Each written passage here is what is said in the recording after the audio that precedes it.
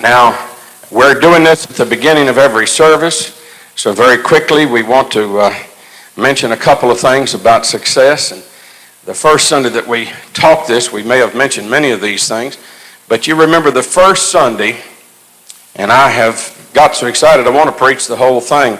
I have got 17 keys for success written down here, and so we're up to number 3 today is all.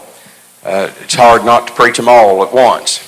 You get excited about something like this. But the first week, we told you to go somewhere, get you a pencil and paper or whatever, and write down the things that you want in life.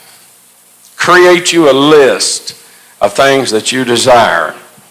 And it don't have to be monetary things. Success is more than just having money in the bank or a nice house or a nice car or nice clothes. Some people have those things and they don't have good health. Some people have those things and don't have love.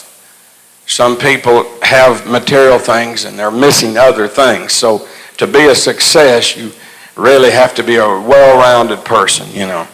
But create a list. And then last Sunday I came to this church and I had prepared just a simple little list and did it in a positive way. You know, like I hereby proclaim that.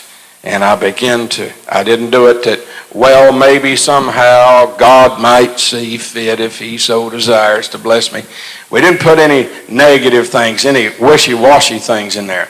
Now, many years ago, we had a little Bible college, and one of the scriptures that we studied talked about faith. And the Bible pictures some people's faith as like the waves of an ocean. Remember that scripture? I don't remember where it was found now, but it pictured people's faith that way. Some days it's in, some days it's out, you know, like the waves. And the Bible said, let not that man think that he shall receive anything from the Lord. You can't have unstable faith. So when you create this list, write down the various things, spiritual things, material things, whatever it is that you're longing for, hoping for, make sure that what you write down is compatible with the Word of God.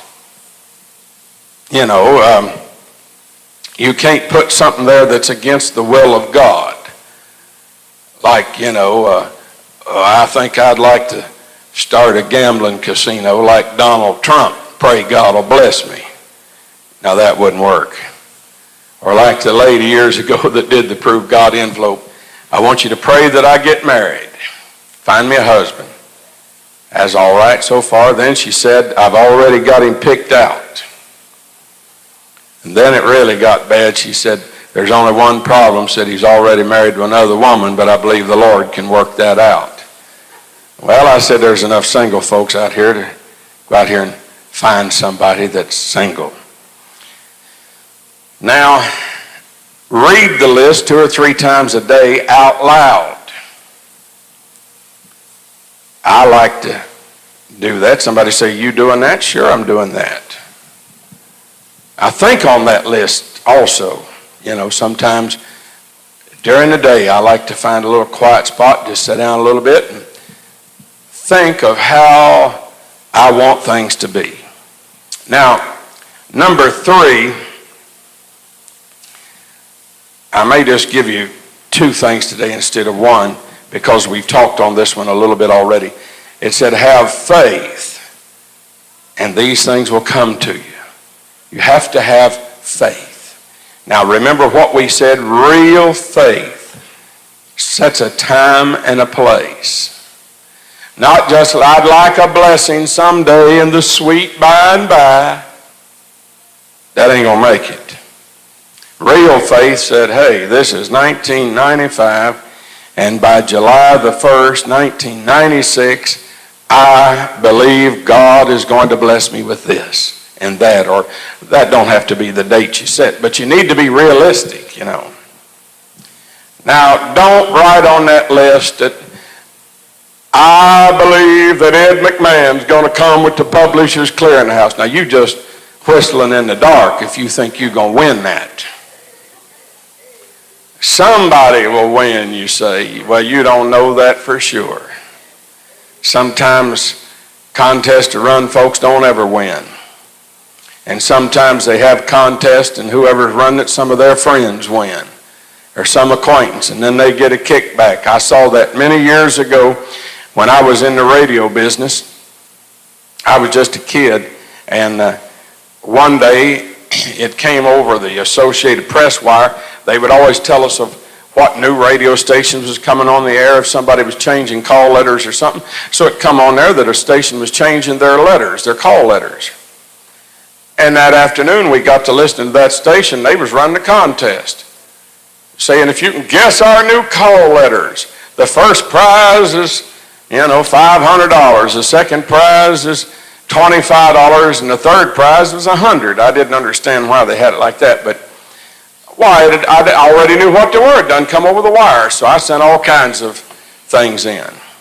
It was in another city, and so lo and behold, I was the second prize winner. I only got $25. But when I showed up, I found out that the winner was a friend to one of the men working there, and undoubtedly they split that $500. So that works. It's the way it works sometimes. So anyway, you believe now. Don't let anything shake your faith that you're going to receive what you're asking for. Now sometimes there'll be setbacks,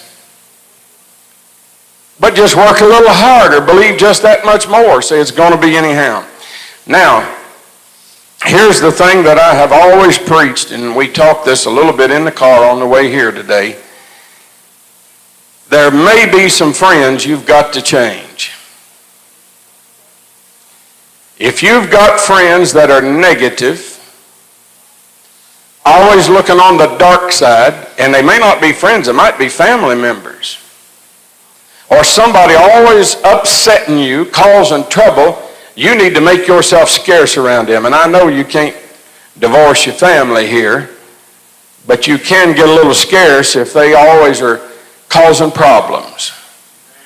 You see, when you have problems and confusion and stuff like that, that'll get your mind on that instead of your mind on success. So you're thinking negative things instead of positive things. It was just like that time years ago when there was a preacher that had an old theater building over here, got on the radio and started preaching about me.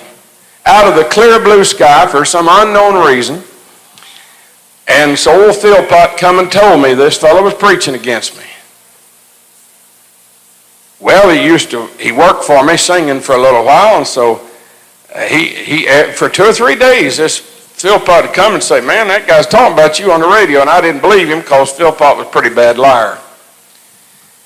How many ever heard me say if he said the sun shining, I'd wait till I got outside and looked up to make sure before I believed it? Well, so over here at WRSB, we'd take our tapes in, and they had a little wooden box like with pigeonholes where everybody put their tapes for the week. You go get last week's tape, put new ones in. And so when we did that, I carried a tape of this preacher. I had one of his little label, and so I just took the tape where they said he was talking about me and put another one in its place. I thought he's going to erase it anyway, and I bought the tape to start with. Something he stole from me to put his program on. So I took it, and sure enough, he was talking about me, saying things that were totally untrue. Now, what would that do? That would make you mad if somebody gets the line on you. And so the next thing, I'm trying to defend myself. I'm fussing at him. I didn't call his name, but I'm preaching sermons and just busting his hide. And another friend of mine told me, said, that's just as good as the devil wants you to do. Said, you've quit trying to get folks healed, you've quit trying to get folks saved, you've quit trying to get folks blessed, and you're preaching against this nut over here, and he ain't worth it. He said, why don't you just do your thing for Jesus and leave him alone? He'll shut up after a while. So y'all know I whacked at him a little bit, and he upset me so bad when he got talking. It didn't bother me too much, but when he got talking about an East, now that really made me hot. And so I had folks that was coming to this church on Sunday afternoon and Sunday night. They'd run down his place. I had one man and woman, and the woman come up one Sunday and said, I went down there and pledged $1,000 to him. And said, I don't feel led to give it to him. Said, I'm going to give it to you instead. And I thought I never did ask nobody in those days for those $1,000. And so finally I had the goods on him, and I played you all the tape. I'm sorry about that.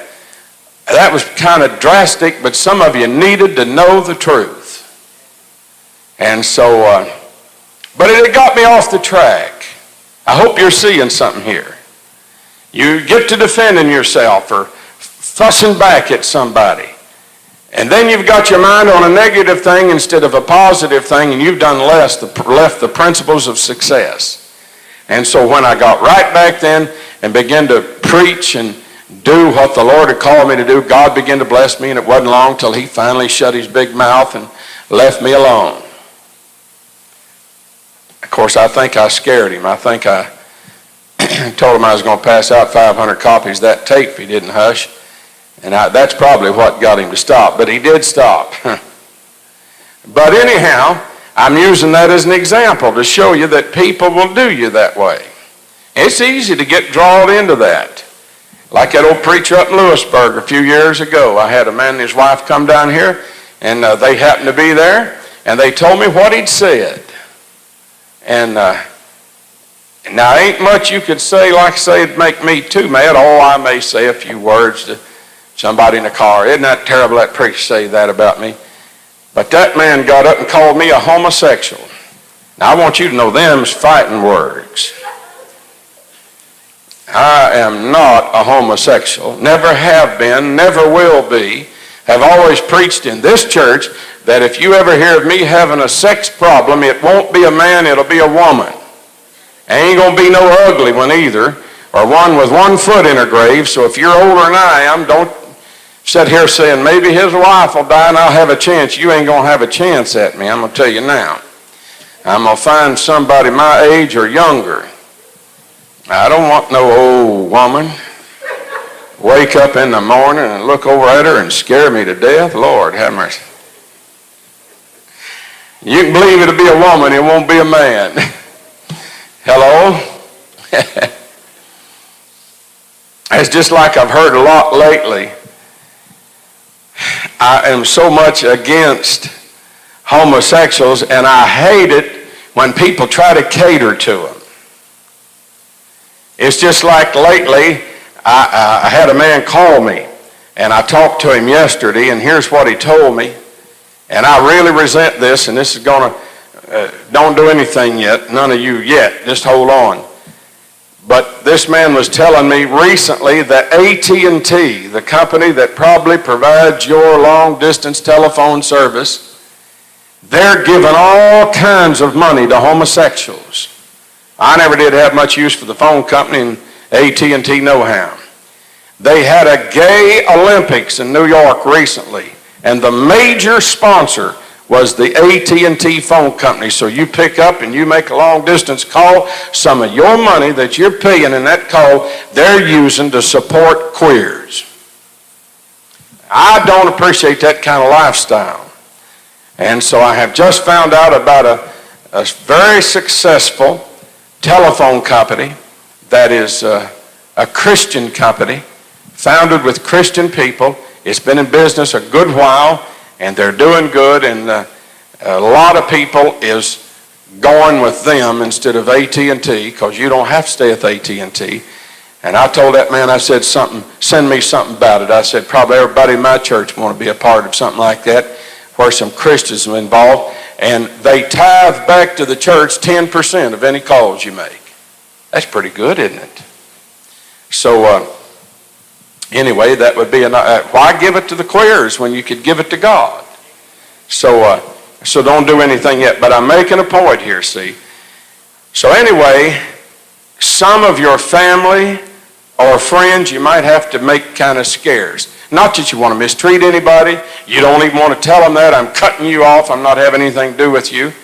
But somebody that's just always negative, always putting you down, isn't that terrible? Nobody likes to be put down, do they?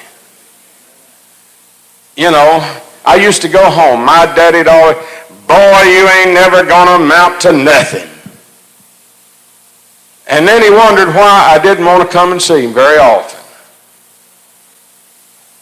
I get out here sometimes and make more money in one day than he'd make in a month. And him sitting there telling me I ain't never going to amount to nothing.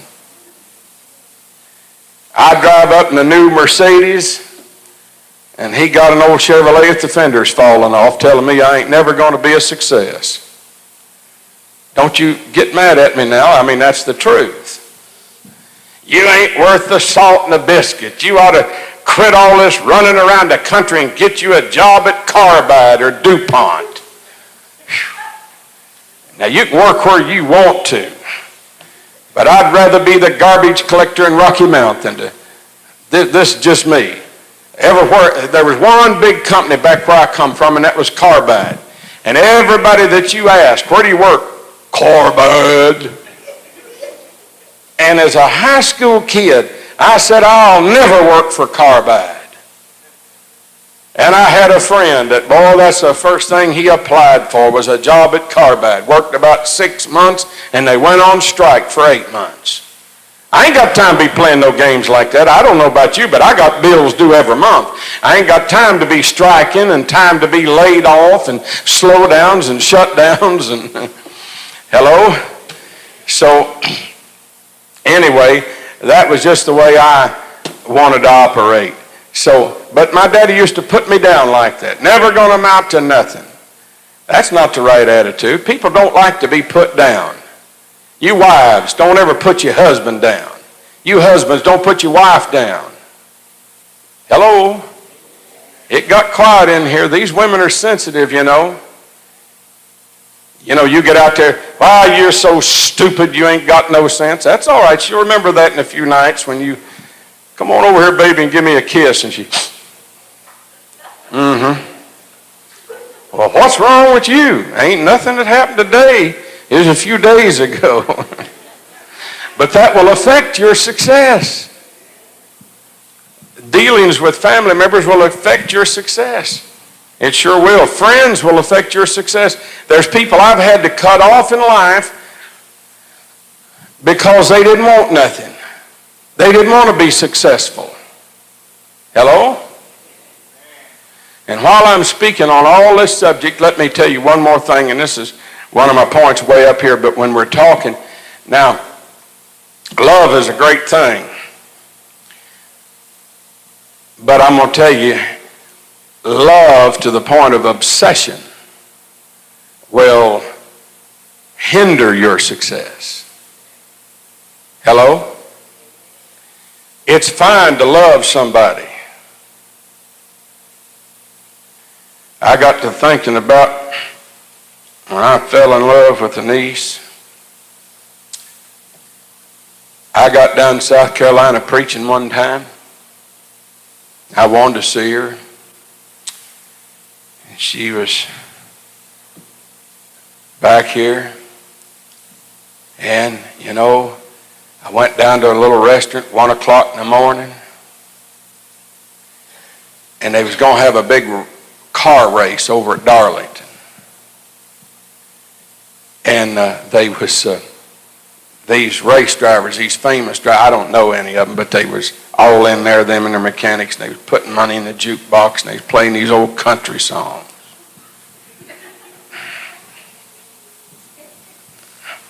All kinds of things. And I sat there, got to crying, listening to them songs they was playing. I don't remember what all of them was. Something about, you know, songs kind of like, ain't nobody for me but you, or something. I don't know what they all were, but there was all that kind of thing, you know. And big song, if loving you wrong, I don't want to be right. And some of y'all remember that. And I wish I could think of some of those country songs. John, you probably know them all. I don't know. Does he like country music, Rose? No, he don't. But anyway, they had all these songs, you know, if I can't have you, I don't want nobody. And boy, that'll get you sentimental in a hurry, listen to all that old junk. And you know what? You get your mind on somebody you're in love with, and you can't be thinking no positive thoughts about going to be no success. So I'm saying you can carry love to the extreme. I see some of y'all looking at me. Some of y'all been to talk to me to tell me some of your problem. Don't you look at me strange, because some of you been just as bad. One woman sitting there looking at me like a bullfrog batting its eyes in a hailstorm a minute ago. And a few years ago, come telling me about somebody she's in love with, couldn't live without him, and he was the sorriest fellow. Lord have mercy. Somebody said, who are you talking about? I ain't never going to tell. But you get your mind on that and you ain't worth nothing. So what I'm saying, you got to be moderate and temperate at all things. Doesn't the Bible teach that? Why some of you men fall in love and get married, and you be so much in love with your wife, you want to stay home instead of going to work. I love you, baby. I just want to be with you. I just got through reading a whole story on the airplane the other day of a man that was just that way. He lost several jobs because he was so much in love that he didn't want to get up to go to work, just wanted to be there with her. And people ain't going to put up with that. So what I'm saying, you know, now love is a great motivator too. Hello? Now that'll really get your motor running, I'll tell you. It'll get you started, you know. It'll make success out of you when nothing else will sometimes. But now if you don't watch it, it can also hinder you. So you got to be temperate in these things. So what I'm saying, just do a little secret, silent checkup. Think about your friends and how they are and how they talk and if they're positive or negative. Let me tell you the best way the best way I found to have money and stuff is hang around somebody that's got something. If you hang, and you've heard me preach this, and I know some of these things we're going over again, but some of you hang around somebody and the way they talk, Lord, it's getting near the end of the month. That old lady used to come here and hit me up for money all the time. Lord, I got 6 more days to the end of the month. If I could just get some bread and some milk. And I got so tired of seeing that woman come. I wouldn't give her nothing. But the part of it is, that's depressing to hear. Hello? And then one woman showed up one Sunday down here. I need to get some milk from my baby, and I knew better than that. She wanted to suck some Camels and Lucky Strikes is what she wanted. And then got an attitude. You need to tell me you ain't going to give me no money for my... I just poured the gas to it and drove off. That's right, lady. I know what you're going to do with it. Several times people come begging money. I ain't going to give you no money, but I'll walk over here and buy a sandwich. If you don't trust me with the money to go, you can just... I said, thank you. I knew they wanted to go buy some Ripple anyhow. How many is listening? But what I'm trying to get to, just make yourself scarce around folks if they get to talking bad things. I've seen times when preachers would, Lord, my revivals is going so bad. Everything's going wrong. Ain't nobody coming. And I didn't want to hear that. I'd get to saying, well, you know, things are down. Then I'd run into somebody, how's it going? My God, I'm having the greatest revival I've ever had. The tent was full, had them standing. Man told me that the other night. Said, had 75 people standing. I couldn't even get seated. I said, what night you want me to be there? So I'm planning on going this week. I want to be around that. I don't want to be around somebody crying the blues and looking down in the mouth all the time. I'm not saying that we all wouldn't have problems. I've had problems and bills and I didn't know how I was going to pay them. But some people dwell on problems. Some of you, you know I'm telling you the truth. Some of you got so-called friends and you dread to see them coming because You want to hear how it goes? How's everything? Oh, it's that old man. I should have never married him. I'm telling you, he's the sorriest.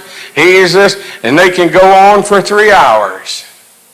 Have you so depressed? In my ministry, when I first started, and some of you remember this, I used to have one Saturday when I would have what was called private interviews.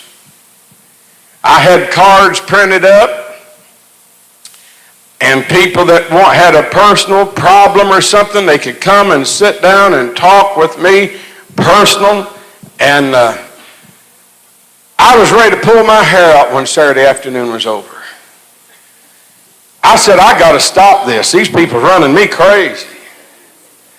They get in there, it's cousin John, he's married to Sally, and then Bill's this, and John's that, and Sam's this, and I don't know who they're talking about. And they can talk in circles, and talk in riddles, and talk in code, and get in there, and I don't have to tell you, you already know. And sometimes and then they start, but then I got this other thing, and you see the other day, I don't have to tell you that, you already know that. And 30 minutes later they left, and you say, what'd they say? I just quit having that. Now if you want to come and see me, figure it out in about 2 minutes to 5 minutes maximum. Brother Branham let folks come for 5 minutes, and they spent about 2.5 telling him the problem. And then if he got an answer, he'd spend about 2 to 2.5 minutes telling them what God said. And they left, and the next one come. But I'm trying to show you something. I don't mind helping people with problems. Don't run out here. Think that now. Don't ever be backward. But if you got the same little story that you got to tell week after week after week, it ain't no wonder that neighbor will pull the blinds down and hide in the house and not answer the door or answer the phone when you called. People don't want to hear that same thing. Some folks, that's all, Lord, my wife ain't doing right. Your friends don't want to see you after a while. Lord, that's all he's going to talk about is his wife and how she's treating her. I don't even want to hear it. Hello? So I hope you're understanding. If you get bogged down with your problems or somebody else's problems, then the next thing you know, your mind will be on that. It'll be on negative things instead of positive things, and that will hinder your success. So, excuse me for taking so much time on that, but I just had to throw that all in today. Now, next week, I've got some powerful things, and this is going to go for 6 months probably, some of these little things on success and prosperity. So, I hope you can make a few little changes in your life. Now, don't make your friends or your family mad. I'm not saying that. But sometimes you might have to just kind of cool it with some people. You get too thick with some folks, Just kind of like we got a neighbor next door. I won't even go out there if I see her near the mailbox. She'll stop and start talking, and you'll never get out of there. The other day I started out to the mailbox, there she was, and I run back in the house real quick. I said, I'll be here an hour. I won't get to the bank in time. So I hope I don't want to be that way. I know I'll talk and go on, but I hope I don't ever wear my welcome out. Now, so I hope you don't either. In the book of Romans, we're working on this. We touched on this, and I've had little sermons I've preached on this. But I want to get down here and start along about the Romans 8:28, and we're going on down even into the 9th chapter today. So many people quote this verse, 8:28, and they don't know what it said. They don't know the message like we've been preaching in this church. They just take this little part, and we know that all things work together for the good of them that love God, and they stop right there. That's not all that he said about it. So they'll just run off half-cracked with it from there on. But there's more to it than just all things working together for good of them that love God. It went on to say, to them who are the called, according to his purpose. So we're talking about being called of the Lord. Now, for whom he did foreknow, he also did predestinate to be conformed to the image of his Son, that he might be the firstborn among many brethren. What are you talking about, Brother Jim, here? Listen, he's talking about some of us being called. How did all this come about? Because he foreknew us, and those that he foreknew, he did predestinate. Now, we've often gone back and pictured the time in heaven when there was nothing but God. God, the great eternal Spirit. He always had been, he always would be, all wise, all knowing, all powerful. He was the all in all, he was everything, and there was nothing but God. There was nobody to take counsel with. If I had a little problem, I'd go sit down to Sister Gooding and Brother Ben maybe, well, what do y'all think I ought to do? There was nobody for God to talk to. Nobody to counsel with. But way back there in those ages, he just sat down and thought about it. Now, if God could sit down and contemplate, if God could think, we're talking about success, doesn't that do good to just sit down and think sometimes? The other day I got on we rode a motor scooter almost to the end of this island, and I sure didn't want to ride back because it had been raining and one thing and another, and way around there was a ferry boat that we could get on and take the scooter on and ride back, and in 30 minutes we could be there and spending, instead of a half a day or whatever, riding back, because you can't go but 20 miles an hour there. And I got on that boat, and now that was peaceful. Wasn't a lot of bebop playing or something, you know, and I could just sit there and hear the waves and whatever, and I could think.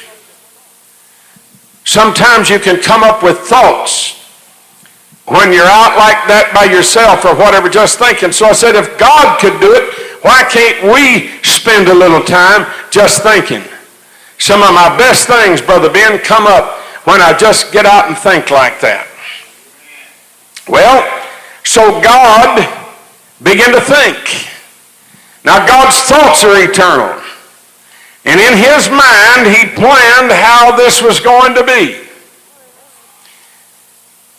He planned that he would create the world, and it would go into sin and failure, and of how he would come and in the form of Jesus Christ, and how he would shed his blood and die to save people. And he planned exactly who it was. He thought of it. He foreknew certain people.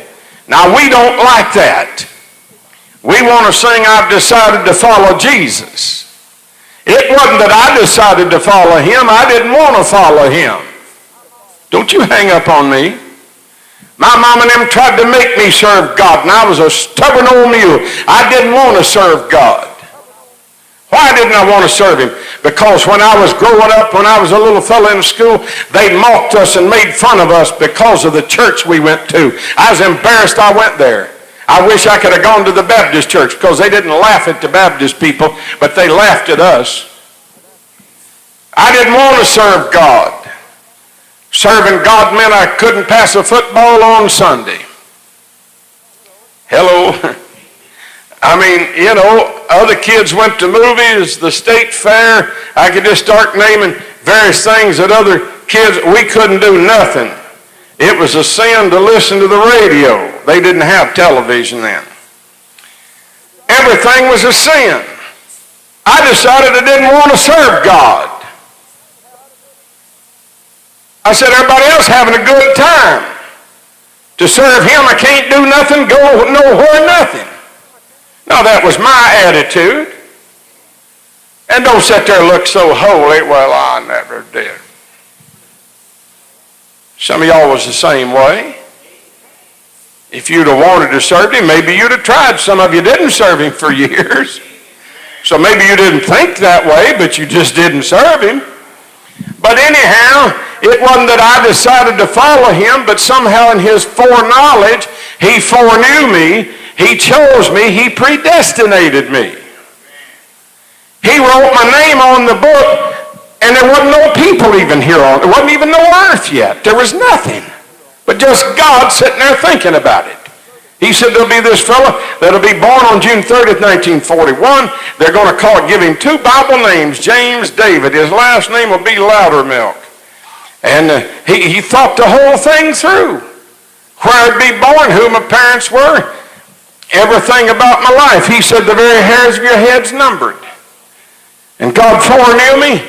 And because he foreknew me, he chose me, he put my name on the book. And so it's like a play. Somebody sat down and write a play, like you see a television program. That just didn't happen. Somebody sat down at a typewriter and wrote it out. Then Bill's going to say so-and-so, and then Sally will say this, and then they're going to do that. They write it out first. So I said, God had a little play. It was all written out, who would do what. You think he didn't figure that? That one day I'd be up in the hills of West Virginia, and one day I'd somehow get a phone call from a preacher, said, look, I've been invited to a meeting in Philadelphia, but he said, I've already got a church I go to in Philadelphia. Instead of me going, why don't you go? I'll set it up for you to go. And I said, all right, I'll go. So God had this in the plan. I go to Philadelphia, and that was the craziest, nuttiest bunch. They starved me so bad we run out of money after a couple of days and had to stay in the car. Ate an old Henry candy bar. That's all we had to eat. It was broke, and somehow because of all of this, I had to leave there, and I made it down to New Bern, North Carolina, and started a revival. 8 people sat down, and one stood up, wouldn't even sit down, but it started. Lasted 9 weeks. Went from New Bern to Kinston, and some of you all are here today because of that. And from there to various places. See, God planned this thing out. God had it planned out that one day I'd go down and be in Greenville, North Carolina, and there'd be a couple of bricklayers down there laying some bricks on a church, and they'd hear a little report about a meeting up in a little old city called Fountain, and they come up there, and then here's Edgar and Jesse sitting here today as a result. And on it goes of how God planned, and then this one somebody will say this to them, and then they'll go there, and we're just acting out the play. I hope you understand this. Now, we're not talking free moral agency yet. We're talking what God planned. God wrote my name on the book. Now, who do you think you are to take my name off the book? You can't do it. You didn't put it on. You don't even have the book. You don't know where the book is. It was God that wrote my name on the book, and you didn't have nothing to do with it, and surely you can't take my name off. I said all that for a reason now. Now what? So for whom he did foreknow, he also did predestinate. So if he foreknew you, then he predestinated. You're predestined to, do certain things. Now, we're predestinated to what? In other words, it's already predetermined. It's already prefigured out that you will be conformed to the image of the Son. Oh, isn't that good? That he might be the firstborn among many brethren. Here was Jesus Christ. He was the firstborn. He came a special way. Hello? He came different. You and I got here because of sex. Here's one that came without sex. Here's one that came when God, now watch, in a normal, natural childbirth, there'll be an egg come down from a woman. It can only happen at a certain time of the month. And then a sperm from the man, and there may be 1 million of them all swimming that way, but there's only one predestinated to be the one to enter the egg. And as soon as it does, it puts a shield around it where no others can come in. And just one cell, the woman's pregnant right then, and that thing begins to multiply and divide until finally 9 months later a baby's born. Now, watch this thing. Isn't that wonderful? That's a marvelous thing. But it didn't happen that way with Jesus Christ. How did it happen? He found a little virgin. Someone had never known a man. And she had an angel appear to her. And the angel told her she was blessed and so forth. Now, this is prophecy. Isaiah, 900 years before, said, behold, a virgin will conceive and bear a child. Never happened before, but it's getting ready to happen. Now watch, what did God do? God didn't just take one of her eggs and let it come down at that fertile time of the month and then place a sperm in there. Didn't do it that way. That would have been an adultery with another man's wife. Adam and Eve were engaged, espoused. And so, in God's eyes, they were already married. Now watch, but God taken this single cell and put it in there. And then as a result, she literally was not his mother. She gave birth to him. She carried him, but she had nothing to do with conception. Now, see how he was born? Bible here said he was the firstborn among many brethren. Now, you and I came into this physical life because of sex. Here was one that came without sex, but the new birth does not involve sex. Once again, we've got a seed in there being quickened. How many understands? Now watch. Moreover, whom he did predestinate, them he also called.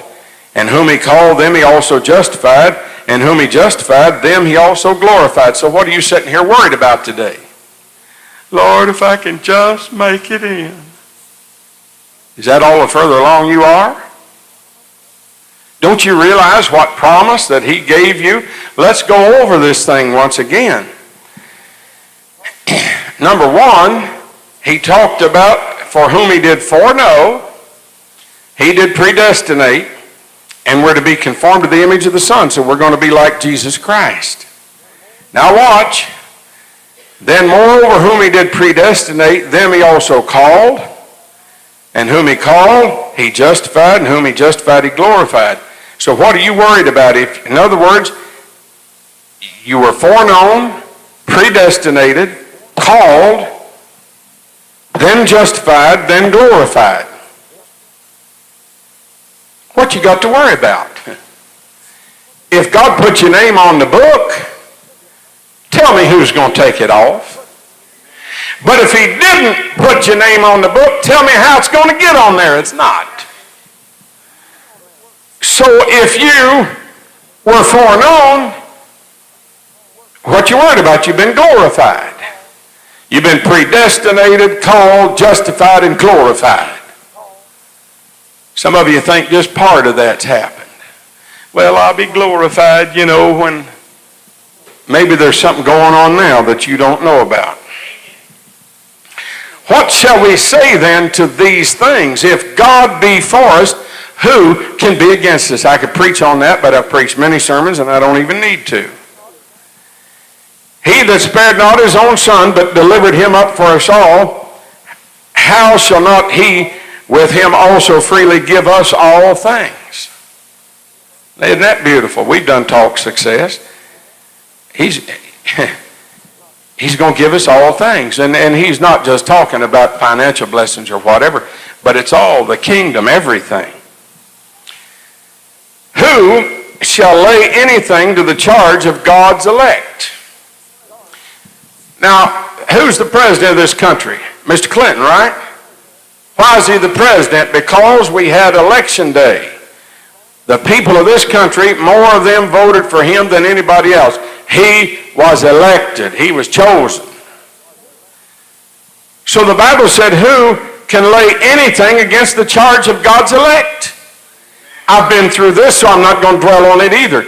But you see, I've had a new birth. Now watch. The old man, who am I? I'm made up of flesh, soul, and spirit. I've always said that the real you is your soul. And then the spirit that you have is just kind of the nature of the soul. Whatever the soul is, that's how your spirit is, and then that spirit will make your body act a certain way. And you get out here doing the wrong things, it'll show you got the wrong soul and the wrong nature on that thing. Now watch. So what literally takes place? In the new birth, remember he said, therefore if any man be in Christ, he's a new creation.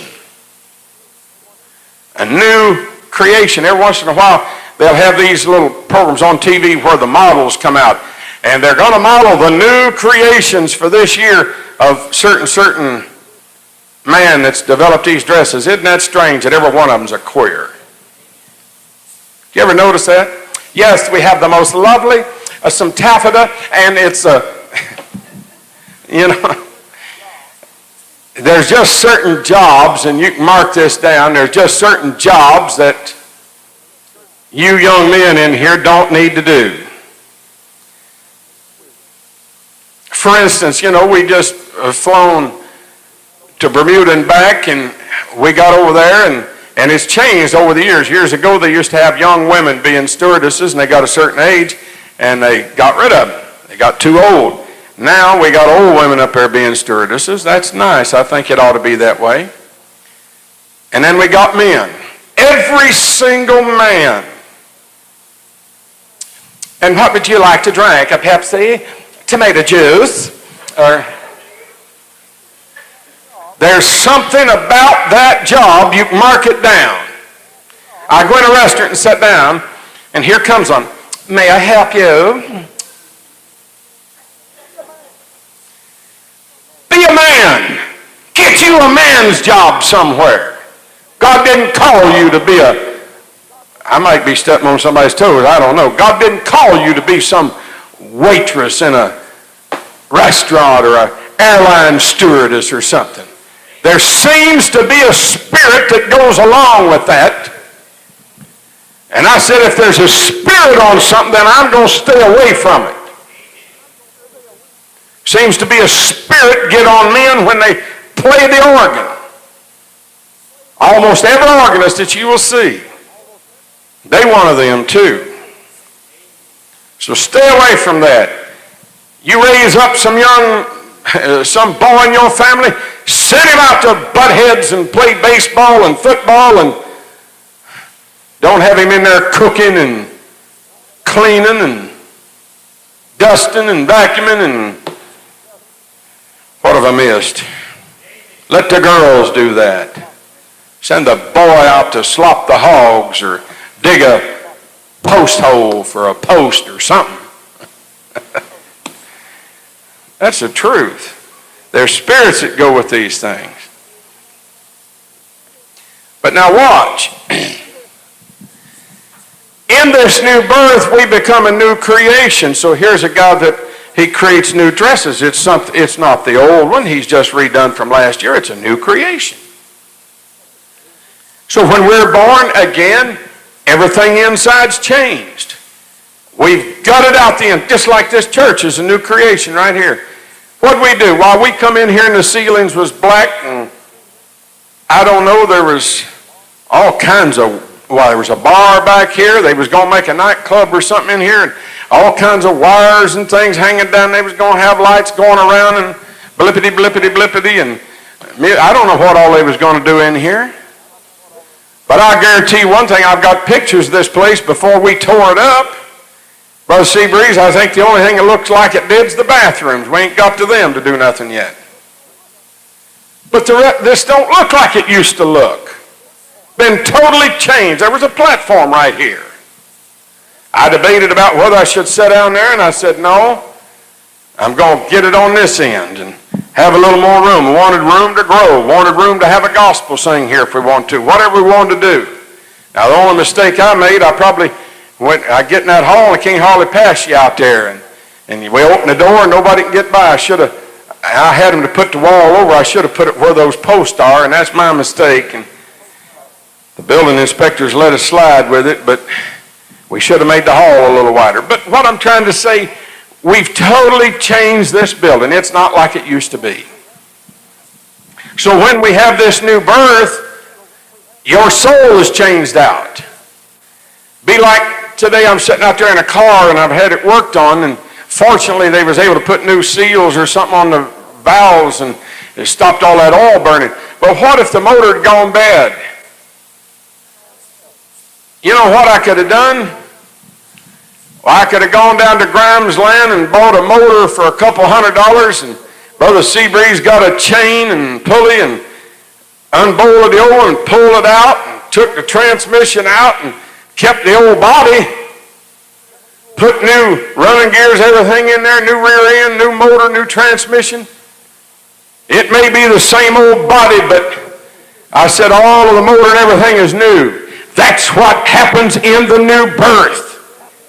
Here, this old man, the old soul is destroyed. And because that soul had a nature which was your spirit, that old spirit is destroyed too. So the only thing that's left of you is this old house that you're living in. But the new birth caused that seed laying down in there to be quickened, which becomes your new soul.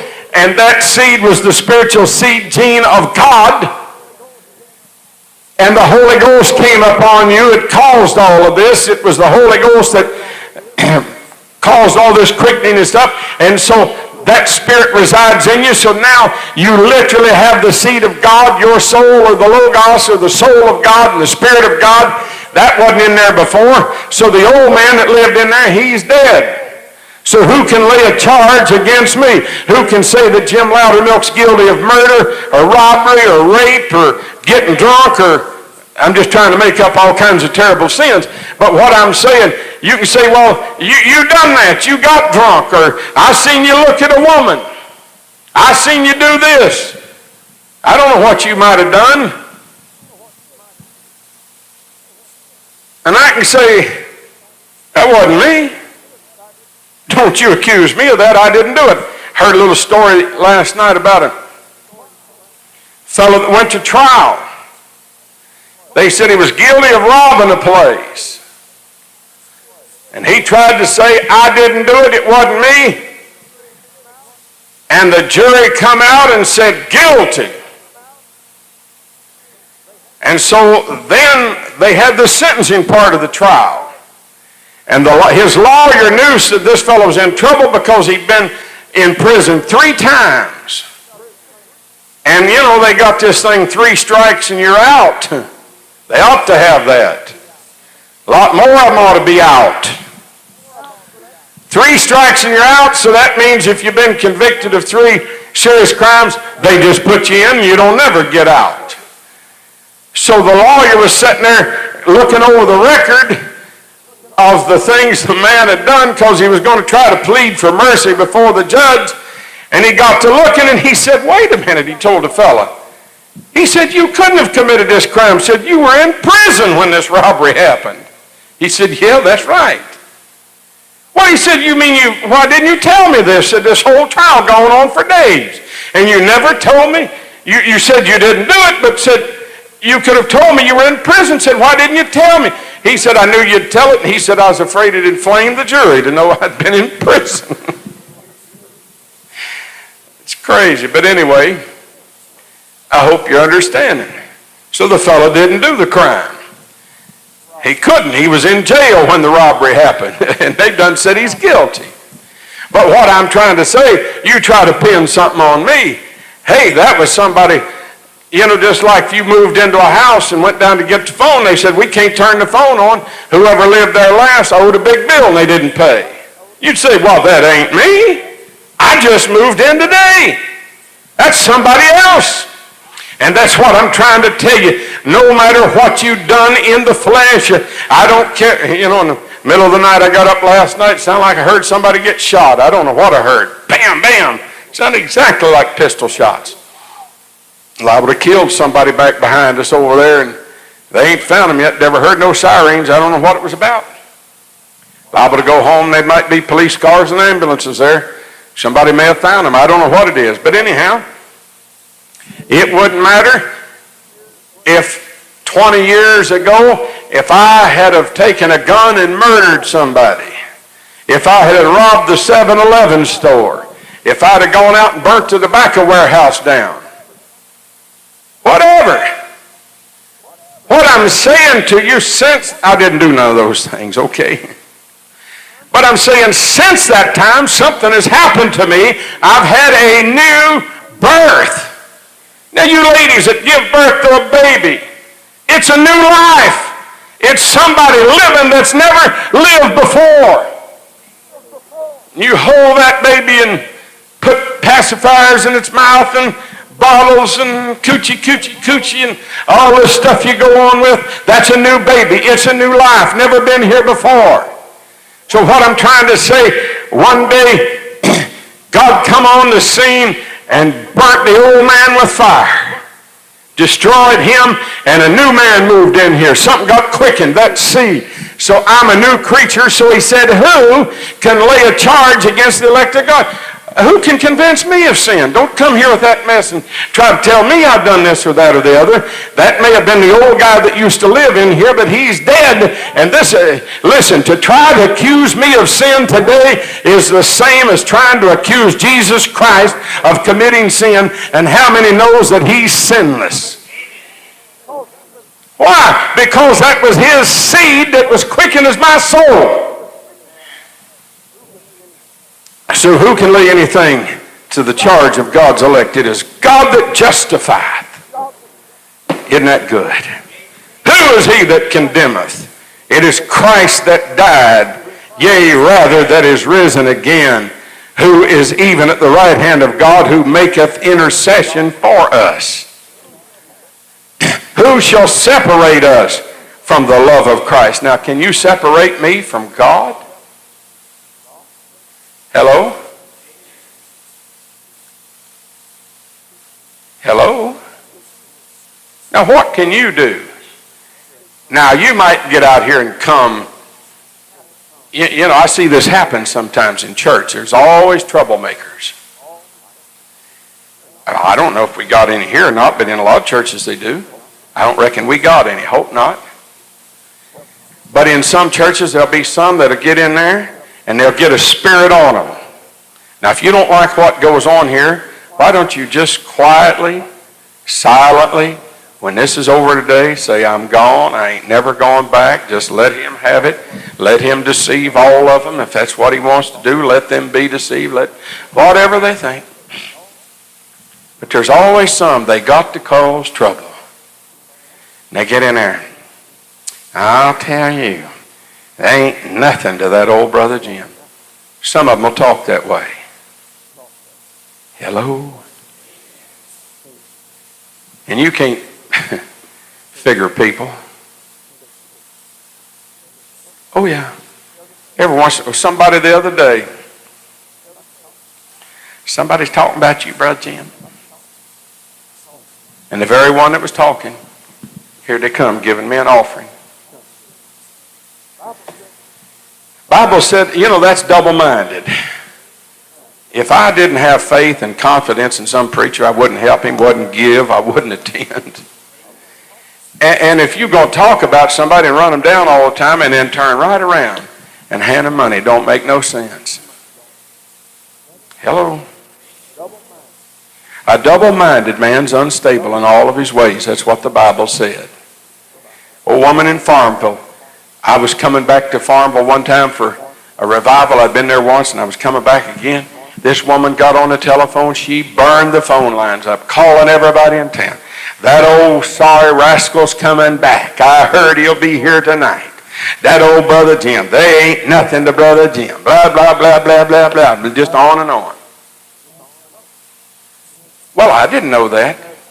I got in there that night and I sung and I preached and I said, I need somebody to take an envelope and bring me $20. Oh, here she come, first one.